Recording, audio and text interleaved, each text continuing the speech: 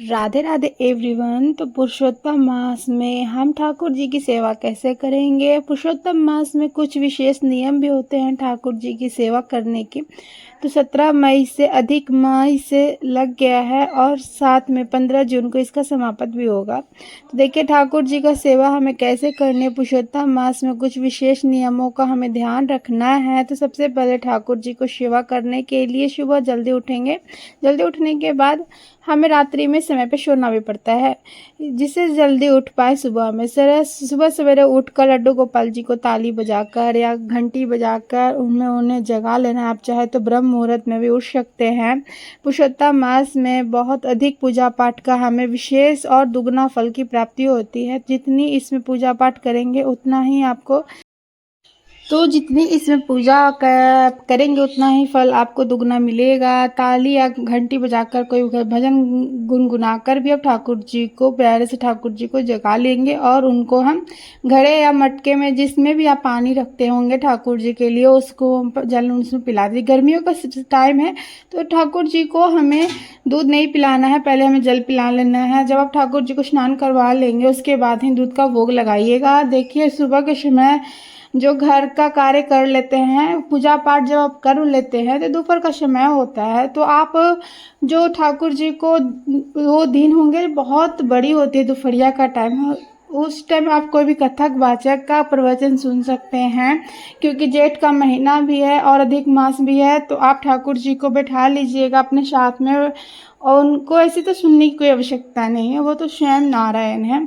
फिर भी अगर आप जैसे 4 बजे चलाए हुए हैं तो 3 बजे चलाए हुए हैं तो आप ठाकुर जी को साथ में बैठा सकते हैं और विष्णु सहस्त्र का आप पाठ भी कर सकते हैं। पूजा करते समय हरि कीर्तन कर सकते हैं। या आप जैसे आसपास आपके घर के आसपास पवित्र नदियां हैं तो वहां भी अब जाकर स्नान कर कर आ सकते हैं। और जहां स्नान करने के लिए जा रहे हैं अथवा वहां पर जो गरीब लोग होते हैं या कोई पंडित है या फिर कोई ऋषि मुनि है उनको भी दान भी कर सकते हैं। दान करने का देखिए आप ज़्यादा भी दे सकते हैं, चप्पल दे सकते हैं या आप कोई पेड़ पदार्थ जो ठंडे तासीर की होती है वो भी आप उनको दान कर सकते हैं। सुबह जल्दी उठनी होता है जेठ के महीने में, क्यों गर्मियों का समय है, सूर्य जल्दी निकल आता है। और हम ठाकुर जी को चंदन सेवा देंगे ना तो आप चंदन सेवा भी दे सकते हैं प्रतिदिन ठाकुर जी को। तो आप गोपी चंदन का ही इस्तेमाल कीजिएगा। जो हमें ठाकुर जी को गोपी चंदन अति प्रिय है, वो शान भी है, आसानी से हर जगह ये मिल भी जाता है। इस महीने में भोग का हमें खास ध्यान रखना होता है। ठाकुर जी का 4 पहर का भोग लगाया जाता है, 4 बार ठाकुर जी को भोग लगाया जाता है। जब देखिए पूजा सेवा करेंगे तब आप ठाकुर जी को भोग लगाना है।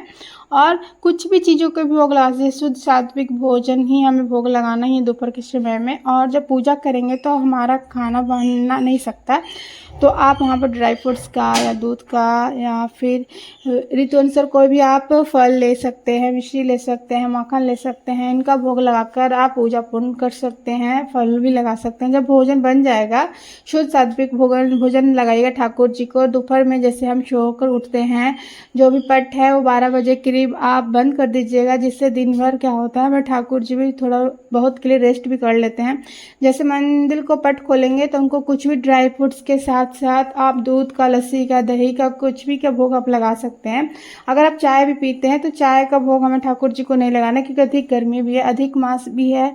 जैसे फूल का बंगला बनाइए, फूल समर्पित करिए जितना हो सके उतना। पुरुषोत्तम मास की कथा भी सुन सकते हैं पूजा के समय पे। और शाम के समय में जो घर में आपने भोजन बनाया है उसका भोग लगाइएगा। तो पूजा के समय में लगा दिया था, दोपहर में जब भोजन बनाया था उसमें लगा दिए, शाम को ठाकुर जी को जगाया तो उसमें भी भोग लगा दिए कुछ भी, और एक रात्रि को लगा देंगे। शयन करते समय ठाकुर जी कोई दूध का भोग लगा सकते हैं। इस तरीके से हम ठाकुर जी को शयन है बहुत आराम से दायक होनी चाहिए, बिस्तरों का आरामदायक होनी चाहिए। इत्र से मालिश कर सकते हैं, इत्र नहीं है तो गाय का घी ले सकते हैं। और ठाकुर जी के पास में कुछ न कुछ खाने के लिए और जल आप जरूर से जरूर रखिएगा। और रात्रि शयन में एक चीज़ और जो शामिल करनी है वो है ठाकुर जी की मच्छरदानियाँ।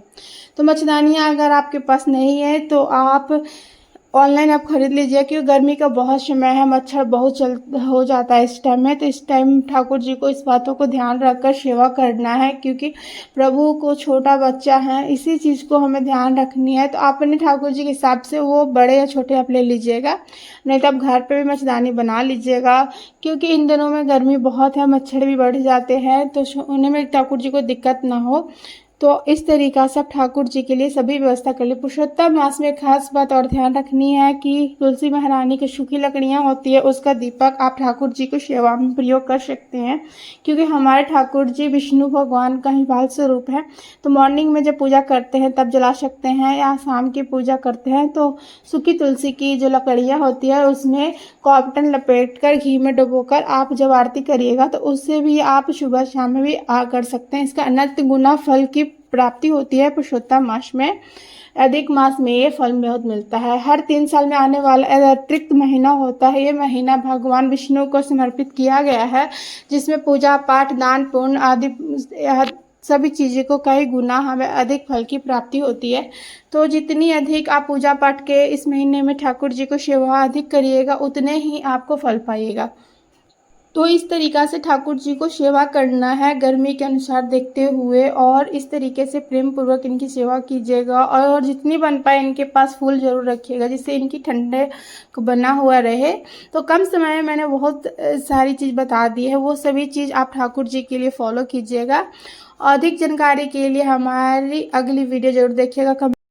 वीडियो अच्छी लगी तो वीडियो को लाइक करिएगा, चैनल पे न्यू है तो चैनल को सब्सक्राइब भी करिएगा, और फिर मिलते हैं किसी और वीडियो के साथ। तब तक आप सभी को राधे राधे।